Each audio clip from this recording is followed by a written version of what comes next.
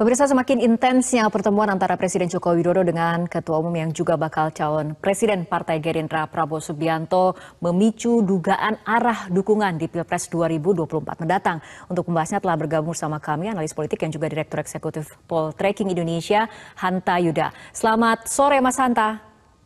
Selamat sore, Rara. Ya, Mas Hanta, pertemuan Joko Widodo dan Prabowo Subianto ini semakin intens. Apakah ini menguatkan dugaan Joko Widodo lebih condong kepada Prabowo? Pertama, kalau dukungan itu sudah bulat kepada Ganjar Pranowo, di mana Ganjar sudah resmi dideklarasikan oleh PD Perjuangan, dan kita tahu Pak Jokowi sama dengan Mas Ganjar partainya, maka tidak ada lagi sinyal atau kode-kode politik pertemuan intensif antara Pak Jokowi dan Pak Prabowo. Itu artinya dukungan Pak Jokowi nampaknya sebagai aktor politik, sebagai tokoh politik, itu tidak tunggal kepada Mas Ganjar.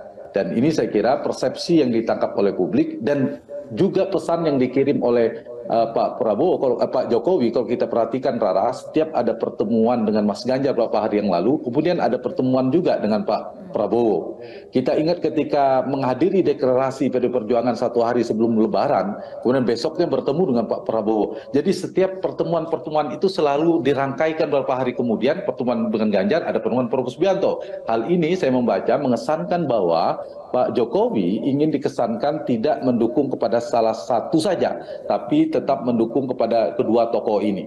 Nah, kalau kita baca, apakah tendensi lebih kuat kemana? Tentu karena Mas Ganjar ada dari PD Perjuangan, Pak Jokowi juga dari PD Perjuangan, tendensi kuat pastilah yang bukan PD Perjuangan. Harusnya pesan itu kuat kepada yang satu partai. Nah, yang ini tentu memberikan berkah politik elektoral ya kepada Pak Prabowo. Tapi pesan yang paling penting, catatan saya dari setiap pesan politik yang dikirim oleh Pak Jokowi adalah selalu pertemuan itu, kita perhatikan sejak awal sampai yang pertemuan terakhir ini, itu selalu diimbangi atau dikesankan pertemuan selanjutnya dengan Prabowo, sebelumnya pertemuan dengan Ganjar Pranowo. Begitu, Rara. Baik, Mas Hanta, kedekatan ataupun lengketnya Jokowi dan Prabowo ini apakah juga ada kaitannya karena ruang gerak terkait pencapresan lebih cair dan terbuka? Iya, ada dua ya. Satu, peta politik elektoral itu masih sangat kompetitif. Jadi ada kemungkinan kemenangan itu belum bisa diprediksi.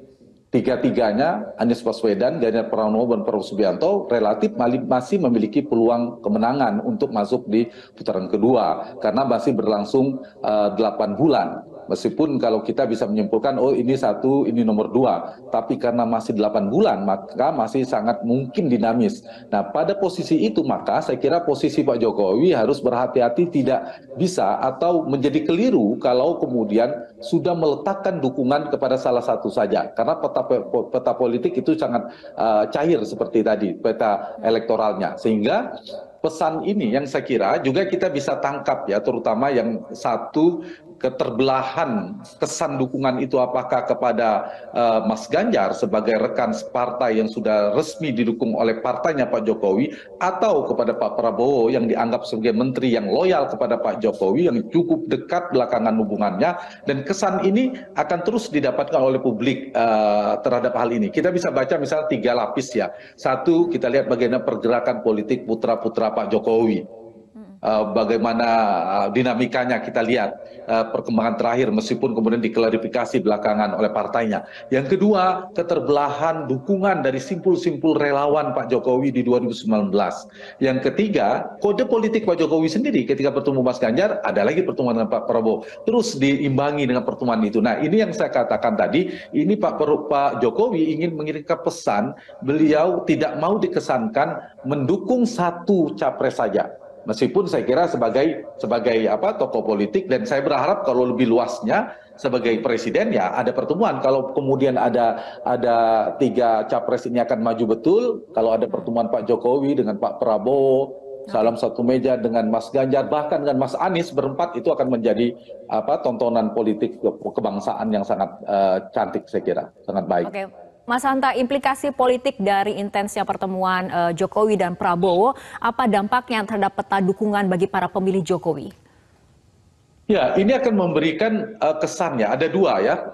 Kenapa Pak Jokowi posisinya strategi? Satu, tadi seperti pertanyaan Rara. Satu, karena tingkat approval rating, tingkat kepuasan kepada Pak Jokowi relatif tinggi, 70-80% kisarannya. Yang kedua, Pak Jokowi ini memenangkan pertarungan pilpres 2 kali berturut-turut. Artinya punya basis. Dan yang ketiga, Pak Jokowi ada panglima tertinggi yang memegang kendali kekuasaan ketika pilpres berlangsung. Kalau berlangsung 2 putaran, baik dalam putaran pertama maupun putaran kedua. Karena itulah menjadi posisinya strategis. Sebenarnya kita bedah data kami misalnya di Poltreking Indonesia, pemilih Pak Jokowi awalnya memang sudah pemilih 2019-nya dominan ke Mas Ganjar, relatif cukup tinggi ya dibandingkan ke Prabowo. Tapi sebaliknya yang mengapresiasi kinerja Pak Jokowi atau puas pada kinerja Jokowi itu justru tingginya lebih tinggi kepada Pak Prabowo, barulah Mas Ganjar, baru Mas Anies yang puas kepada Pak Jokowi. Jadi ini saya kira memberikan dampak ya, suka atau tidak suka, ini memberikan berkah elektoral kepada Prabowo Subianto selain Mas Ganjar. Nah, jadi ini akan dicari basis pemilih-pemilih yang ingin dilengkapi oleh Pak Prabowo punya strategi untuk mengembalikan basis pemilihnya di 2019. Di saat yang sama, pemilih Pak Jokowi ini ceruknya diperebutkan, terutama oleh dua capres bakal calon presiden ini, yaitu Ganjar dan Prabowo Subianto. Nah, basis ini, gerak-gerik kode politik Pak Jokowi biasanya juga sedikit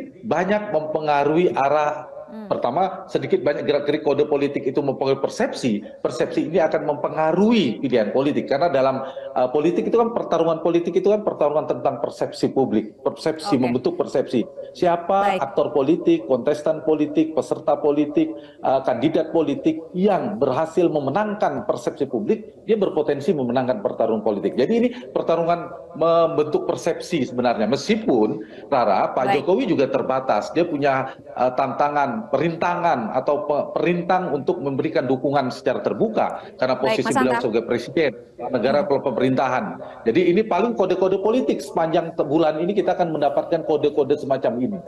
Kode-kode politik dan juga tadi dikatakan ceruk pemilih Jokowi diperebutkan. Nah, apabila kita lihat dalam salah satu sambutan politik, Prabowo juga memuji pemerintahan Jokowi. Nah, ini apakah juga strategi untuk merebut suara pemilih Jokowi yang tadi dikatakan oleh Mas Hanta sedang diperebutkan? Iya, betul sekali. Dan itu salah satu strategi Pak Prabowo ya, saya kira untuk mengambil basis Pak Jokowi tadi. Ada dua basis kita mengelompokkannya, basis pemilih Pilpres 2019 yang lalu dan yang mengapresiasi kinerja Pak Jokowi yang dianggap bekerja positif. Nah, ini yang saya kira ketika Pak Prabowo melakukan pidato memuji Pak Jokowi, itu ya salah satu ingin membuat garis ya tegak lurus yang searah, yang ingin beririsan dengan Pak Jokowi. Jadi memang arahnya memang dua hal. Pesan itu dikirim ke Pak Jokowi sendiri bahwa Pak Prabowo adalah sahabat dan menteri yang loyal. Satu hal dari sisi dua tokoh ini, di sisi publiknya juga membangun persepsi kepada publik bahwa Pak Prabowo adalah juga Jokowi, bagian dari Pak Jokowi.